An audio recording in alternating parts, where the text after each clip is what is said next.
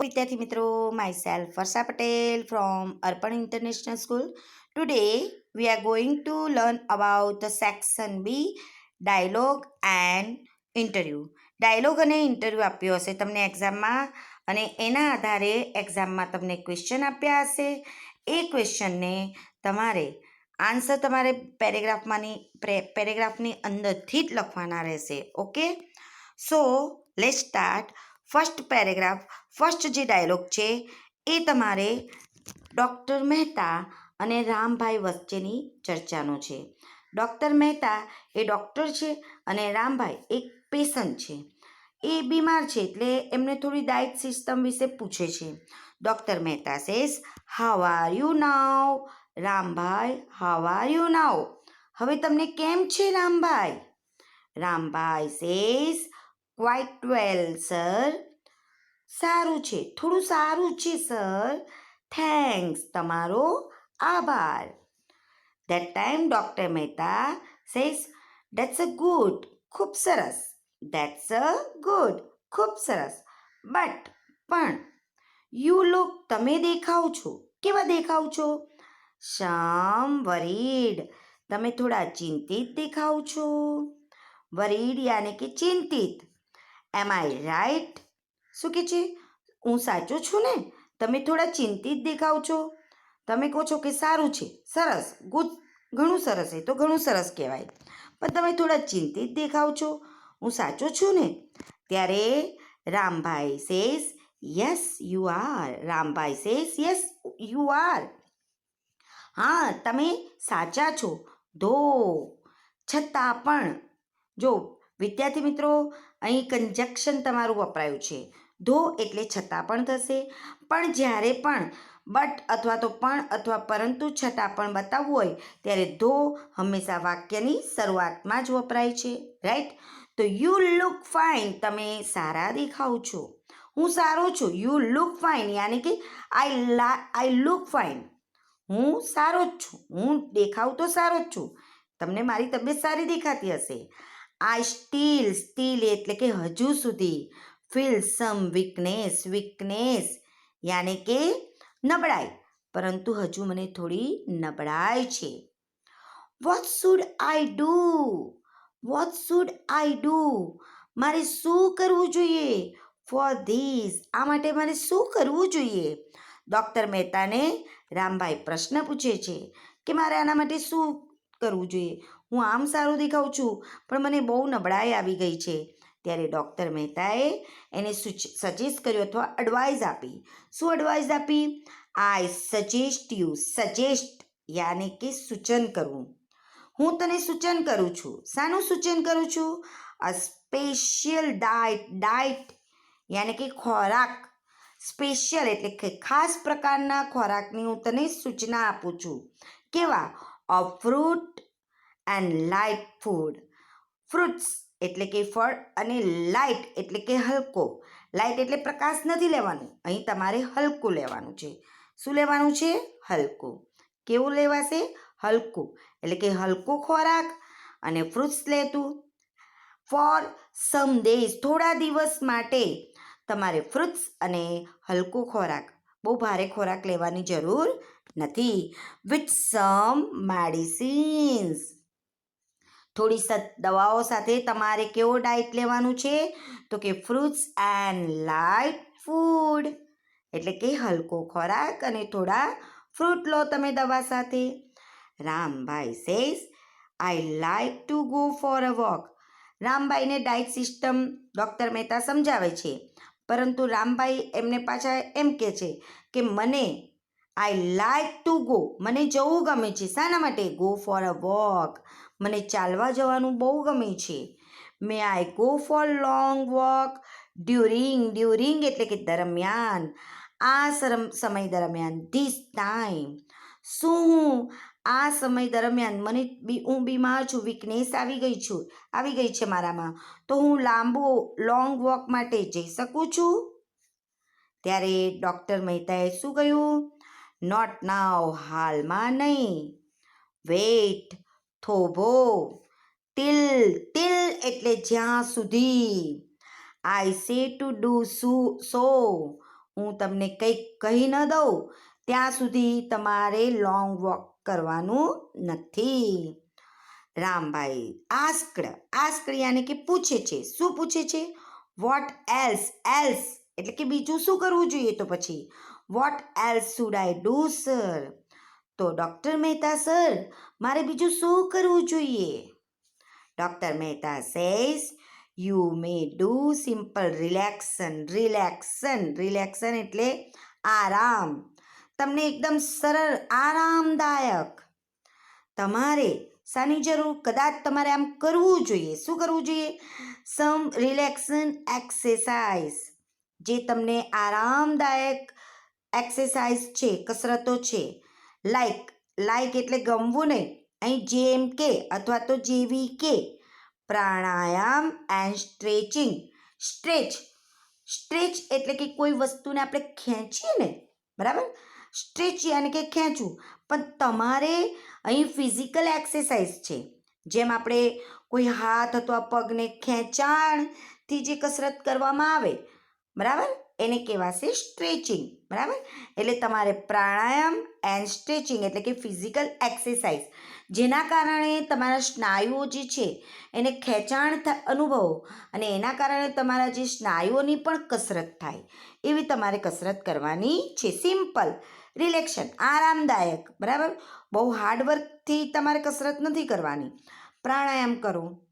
તમે જાણો જ છો યોગમાં પ્રાણાયામ કોને કહેવાશે, અને સ્ટ્રેચિંગ એટલે કે સ્નાયુઓની કસરત, જે ફિઝિકલ એક્સરસાઇઝ છે એને કહેવાશે સ્ટ્રેચિંગ.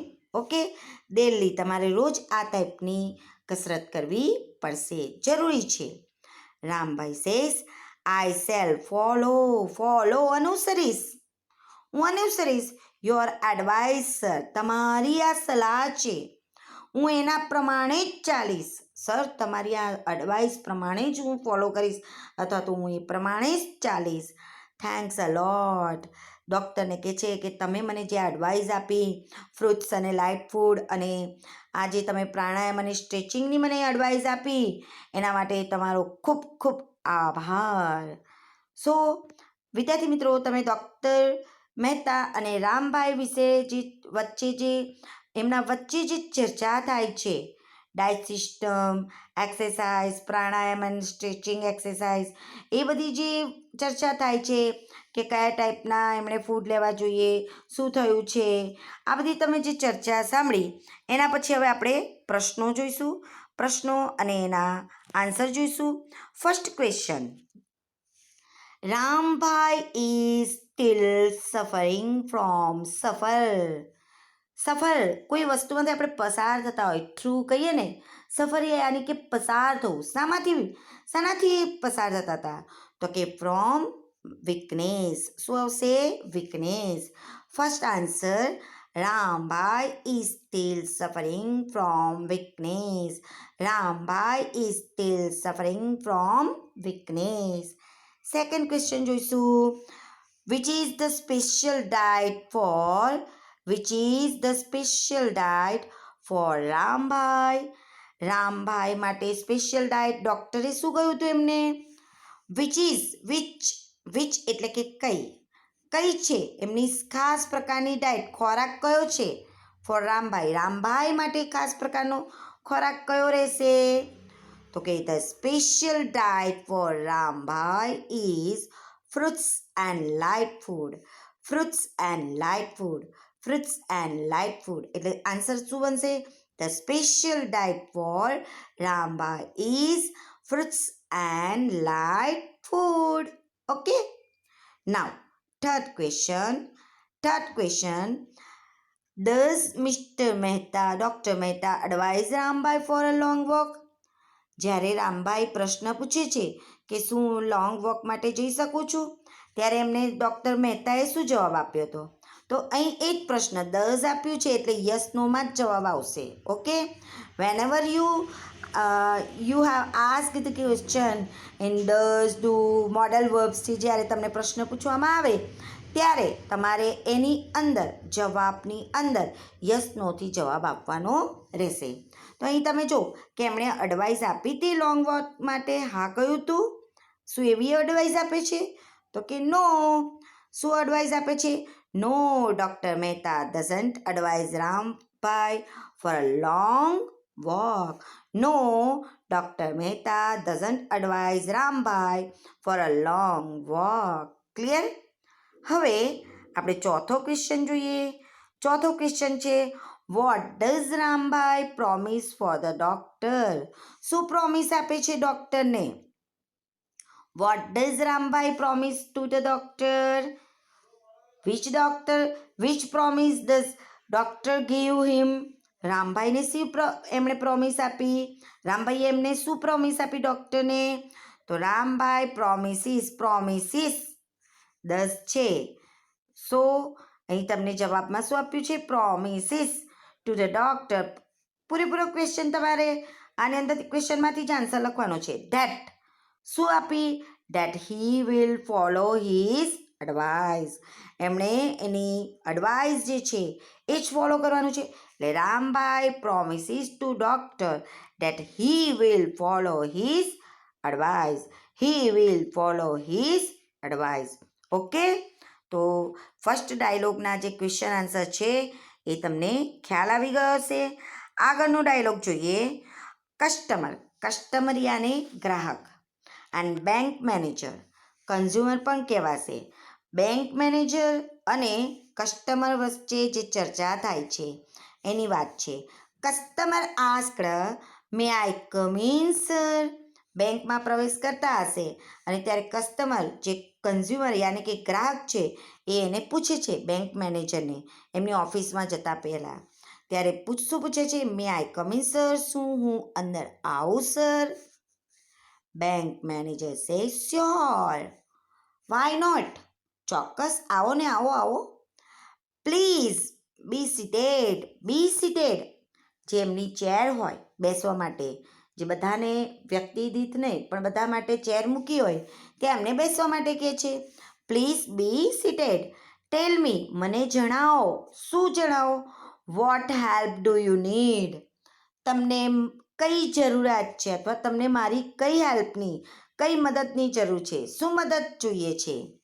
કસ્ટમર સેઝ, સર, સાહેબ, આઈ એમ હિયર. હું અહીં એટલા માટે આવ્યો છું ટુ આસ્ક યુ, તમને પૂછવા માટે.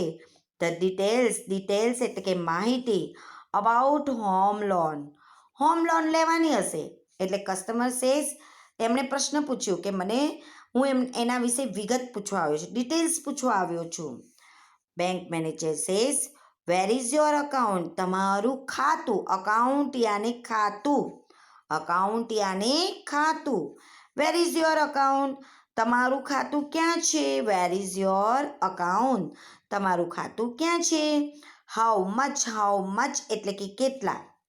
અમાઉન્ટ એટલે કે રૂપિયા. Do you need? તમને કેટલા રૂપિયા અથવા તો કેટલી કિંમત અથવા તો કેટલા પૈસાની જરૂરત છે? કસ્ટમરે જવાબ આપ્યો. શું જવાબ આપ્યો? My account is here. મારું ખાતું અહીં જ છે. વિથ યોર બ્રાન્ચ એટલે દારી નથી લેવાનું. બ્રાન્ચ મીન્સ શાખા. તમારી જે બેંકની શાખા છે એમાં જ મારું ખાતું છે. હવે એણે એવો પ્રશ્ન પૂછ્યો છે કે તમને કેટલા પૈસાની જરૂરત છે? ત્યારે એણે જવાબ આપ્યો, I need rupees 3,50,000 for personal loan. મારે પર્સનલ લોન માટે 3,50,000, મારે 3,50,000 રૂપિયા પર્સનલ લોન જોઈએ છે. Okay, that time bank manager says, you need એટલે કે જરૂરિયાત છે. યુ નીડ ટુ સબમિટ એટલે જમા કરાવવું. પ્રૂફ એટલે સબૂતી. લાઈક જેવા કે તમે કોઈ પણ બેંકમાં ખાતું ખોલાવો અથવા જ્યારે તમે કોઈ લોન લો ત્યારે તમારે ત્યાં પ્રૂફ આપવા પડે, બરાબર?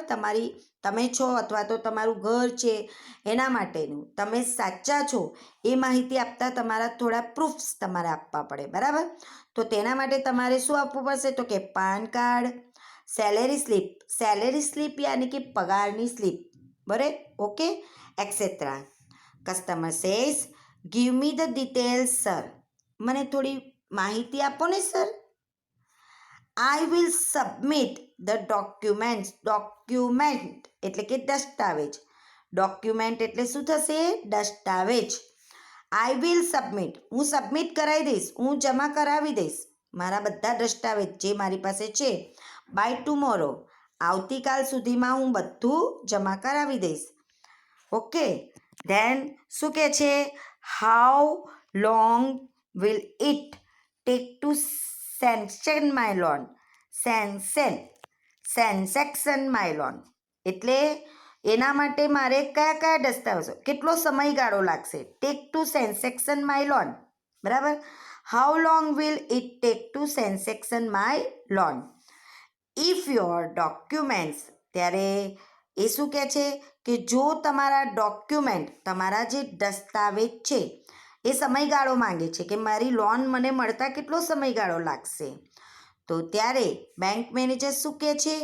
ઇફ યોર ડોક્યુમેન્ટ, જો તમારા દસ્તાવેજ આર ફાઉન્ડ પ્રોપર, જો બરાબર હશે, તમારા ડોક્યુમેન્ટ બરાબર હશે, you may get amount within a week. તમે એક જ અઠવાડિયામાં જ, એક અઠવાડિયા સુધીમાં તો તમને વિધિન અ વીક એટલે કે એક અઠવાડિયામાં તો તમને તમારા અમાઉન્ટ, જે તમારી કિંમત છે એ મળી જશે. ઓકે. મિસ્ટર મિત એટલે મળો. કોને મળવા કહે છે bank manager? Mister Shah, mister શાહને મળવા કહે છે.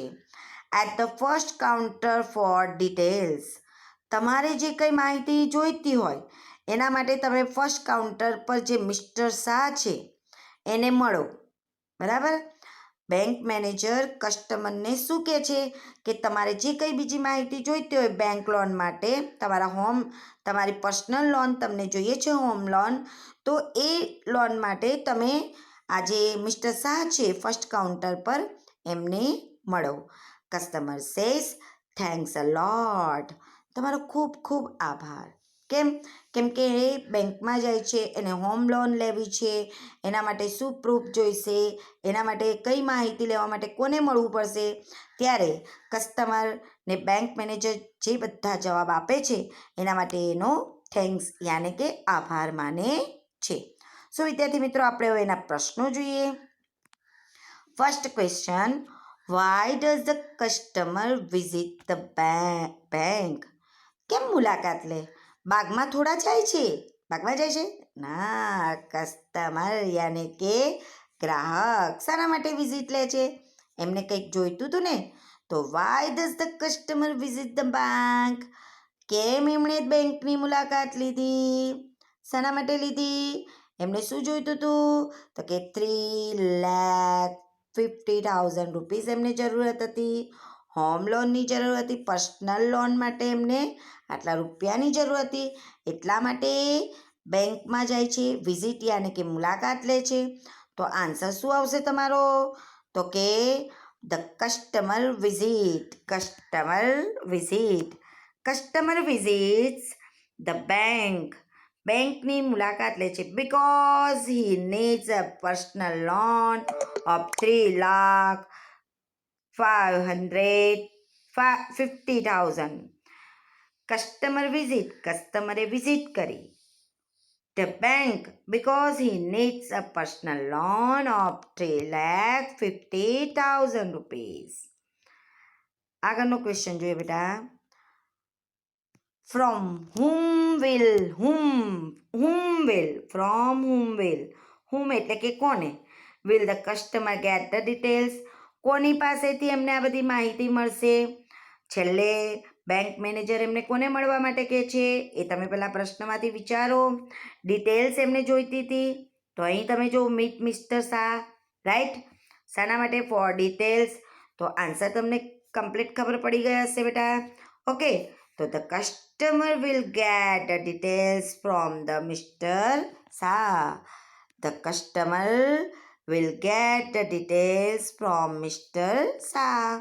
The customer will get the details from Mr. Shah.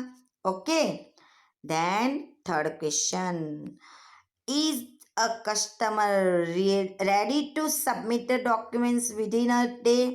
એક દિવસમાં એ રેડી કરી શકશે, મતલબ ડોક્યુમેન્ટ એક દિવસમાં જ રેડી કરી શકશે કસ્ટમર, સબમિટ કરી શકશે? Yes, the customer is ready to submit the document within a day. Yes, the customer is ready.